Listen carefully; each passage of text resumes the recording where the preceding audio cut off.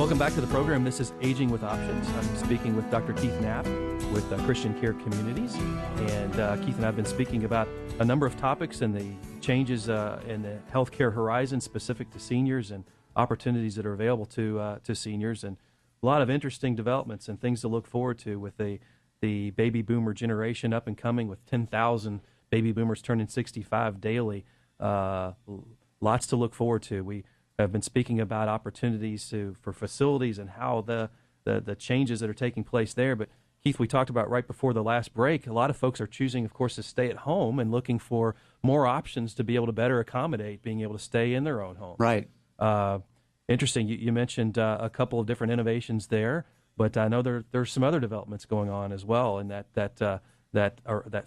the segment of folks that want to stay at home. What else can they look forward to? Well, even the Home Builders Association has discovered that there's a market for this, and they now have a certification program that someone can go through that's a builder to hang out a shingle and come to your home and assess that home for what kinds of things would make this a safer environment for someone according to ADA, Americans with Disabilities Act principles.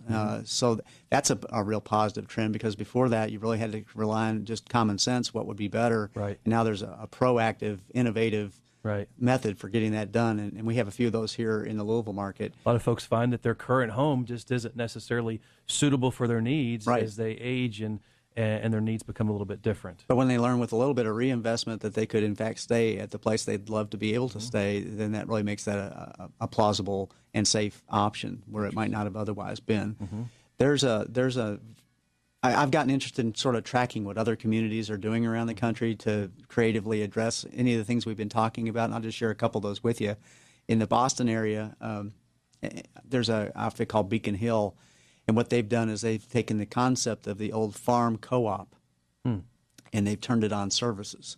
And instead of sharing your grain, what you're sharing is a membership in a club that hires the services of a geriatric case manager. Really? And they call this a naturally occurring retirement community. It's happened a couple places around the country, but the one that's the Beacon Hill model is the one that's the most successful. It's in an area of Boston where there's a high degree of older adults, and their business model is equally brilliant in that they're selling these memberships not only to the end user, but they're targeting the adult children who might live elsewhere as the source of concern, where mom might not do this for herself, but what a great gift to be able to have her a part of this network of service providers to make sure that she stays safe at home and gets the groceries delivered. It's not just health care. Right. It's the whole picture about her being safe at home. So with this model, you're saying that they would share the services of a geriatric case manager. Now tell us, for folks that don't know, what role would a geriatric case manager play?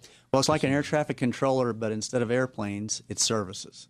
So this person has an awareness of what are the community services available that might fit this person's needs, does a total workup on what they're doing, plays that surrogate son or daughter if the person's distant, and looks in on them periodically, make sure that everything's happening the way it's supposed to be happening. And if it's not, suggest interventions that could be help them stay home longer successfully. Interesting. And it's really working well. And others are starting to do their twist on that same thinking, and I think that's the kind of community drive that's going to be required for it to really be successful. Same kind of thinking was behind a program at the University of Michigan that matched the housing needs of graduate students there, because housing had gotten very expensive in Ann Arbor, short supply, basic supply and demand, with homebound elders.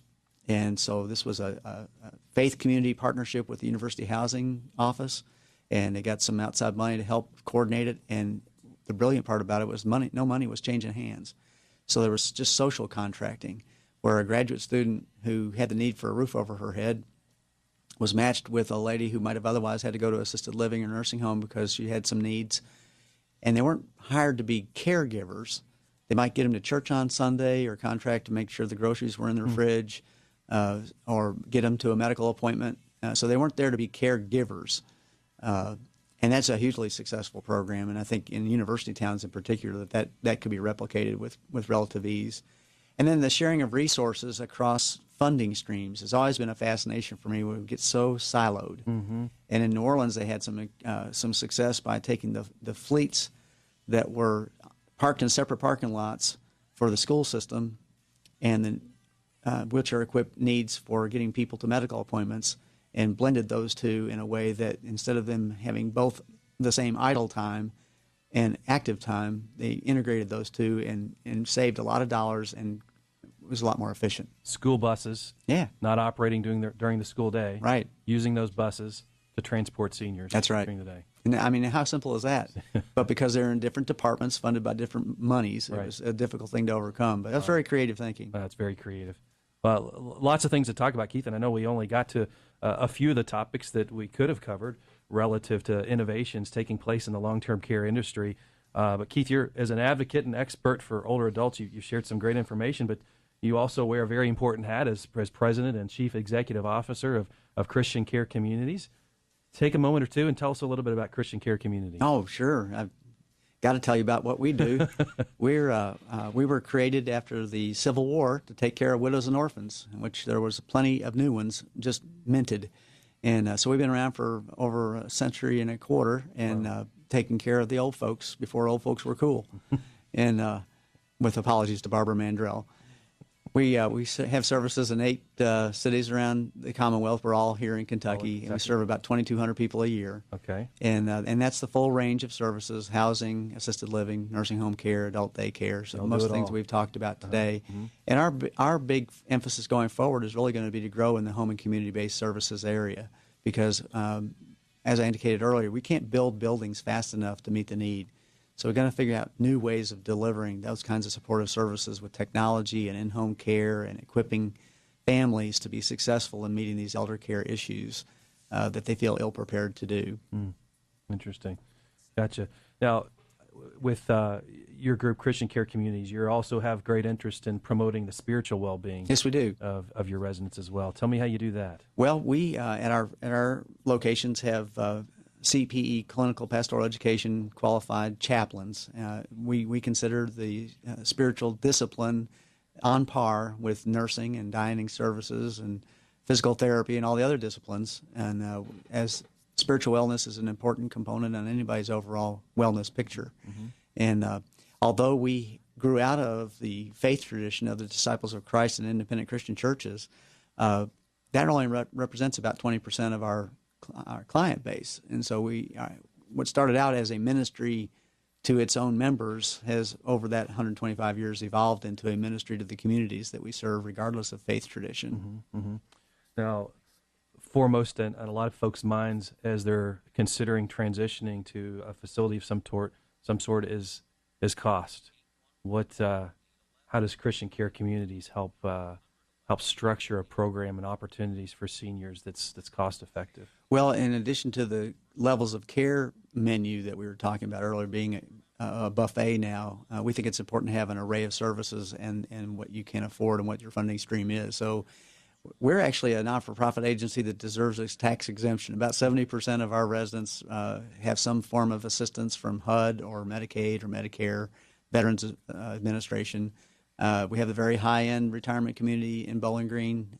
We have HUD rent subsidy housing at most of our locations. So we have a pretty broad array of options for people depending on what their life situation is. And I read, too, that no one has ever been asked to leave your facility because they couldn't afford to pay. Boy, you've really been paying attention. Is that right? Yeah, that's a really cool claim that I think very few organizations can really stand up and be counted for. And one of the things I'm most proud of for Christian Care to maintain that philosophy. It's our heritage as a Christian faith-based organization, and we take it very seriously. So, yeah, once we're in the picture, we stay in the picture and don't leave anybody at the altar. Wow, good for you. Yeah. Well, that's definitely to be Thanks to commended. our supporting churches and all of our supporters around the state. That's fantastic. Well, Keith, we're up against another break. Thank you again for joining us. So we'll take a quick break, and we'll be back for a few more minutes with Dr. Keith Knapp, President and Chief Executive Officer of Christian Care Communities. You're listening to Aging with Options on 970 WGTK.